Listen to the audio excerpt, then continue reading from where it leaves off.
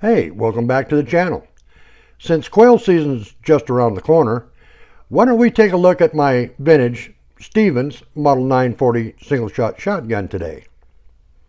I would imagine that there are plenty of senior folk out there who remember the Stevens Arms Company. I, for one, always get a sense of nostalgia every time I come across an older Stevens shotgun or rifle. Stevens Arms Company was founded in 1864. By 1902, they were advertising themselves as the largest producers of sporting arms in the world. In 1920, Stevens Arms Company joined Savage Arms, and they jointly produced firearms under the Savage-Stevens banner. Savage eventually dropped the Stevens name from their production lineup in 1991, but revived it in 1999, and still used the Stevens brand name even today for a number of their rifle and shotgun models.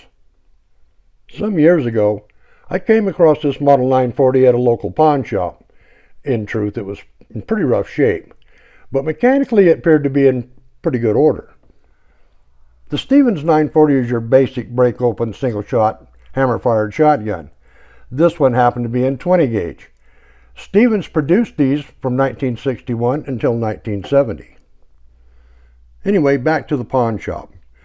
As I was examining this thing, a bit of nostalgia crept in and I decided to go ahead and buy it. After haggling back and forth for a spell, the shop owner and I arrived at a price more to my liking, and that was that. After getting it home and disassembling it, I was more than pleased to discover that mechanically it appeared to be almost brand new. Externally, well, let's just say the term cosmetically challenged seemed to sum it right up.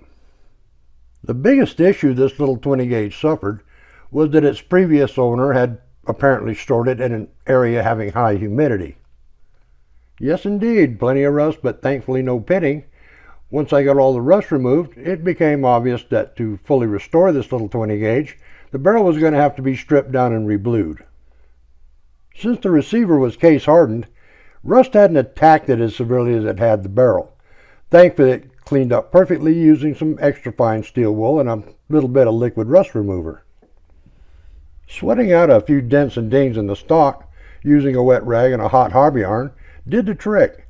Properly done, steam will impregnate the wood and swell the dent, causing it to disappear. After a light sanding and a couple of carefully applied coats of lacquer, the stock and forend looked brand new. Once it was reassembled, it certainly didn't look like the same shotgun. It appears as though the clock had been rolled back some 60 years.